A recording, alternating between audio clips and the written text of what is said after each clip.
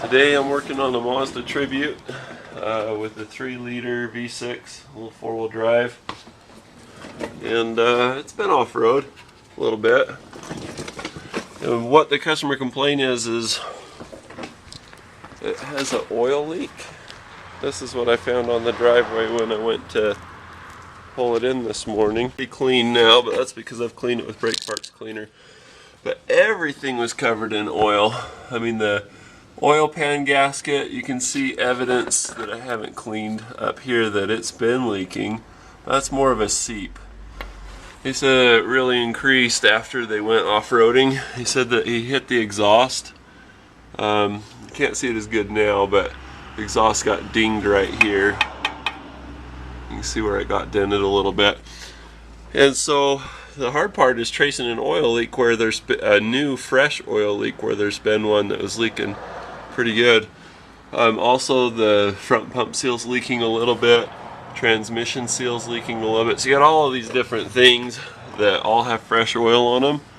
But where this one is leaking, come to find, remember this was coated in oil from everywhere. Rather than to use UV dye and have to trace everything, usually what I'll do is just clean it.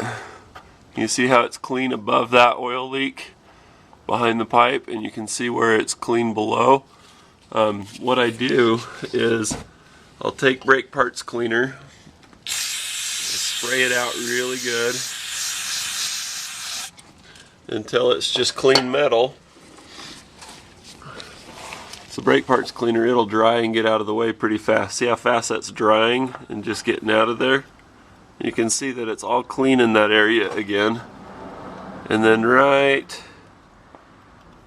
there, you can see kind of a dark spot that's growing. Wish I could get a better light in there, but there you go. You see that little mustard color in the middle?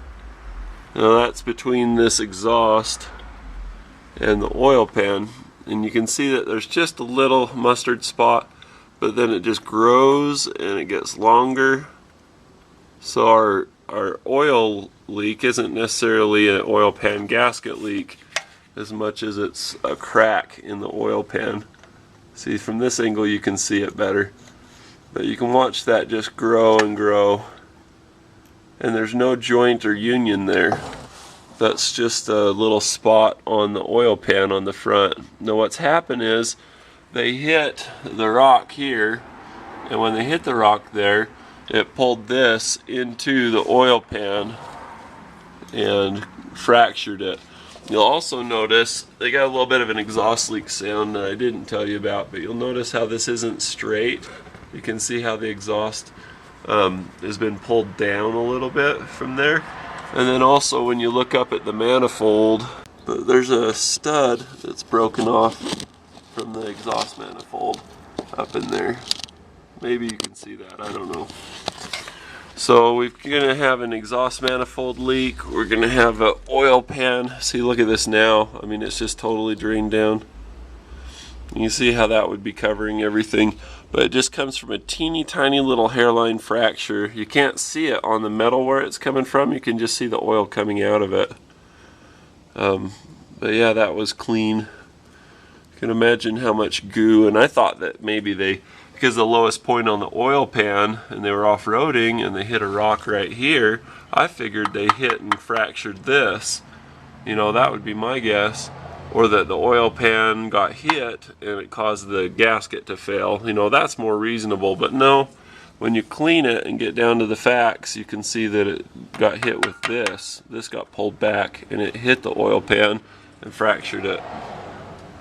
So that's the value of tracing things down to see where it's actually coming from. The only way to do that I know of besides dye, and dye would even be messy in this case. I've used dye on oil and you'd see it go halfway up the oil pan and stop behind there. But I mean, that's kind of a hidden spot. The best thing is to just clean everything. You know, it costs you a can of brake parts cleaner, but then you don't have to run and mix the oil and have everything, you know, like this is actually faster too. So somebody was asking me about if I've ever used dye in coolant, and the answer is yeah, you can totally use dye in coolant. But better than that is to clean where the coolant's coming out of, and then pressurize the system, see where the wetness comes on. That's what I usually do. So, but for AC systems, I always use dye. Dye is the way to go for an air conditioning system. So just like smoke's the way to go for an evap system. So anyway, I like saying that, don't I? So anyway, that's your little tip on finding where oil leaks are coming from. This was a little bit of a tricky one. This one took me like 20 minutes to find where it was. Oftentimes you can find them even faster than that, you know, as long as you have pressure or flow behind it. So cheers.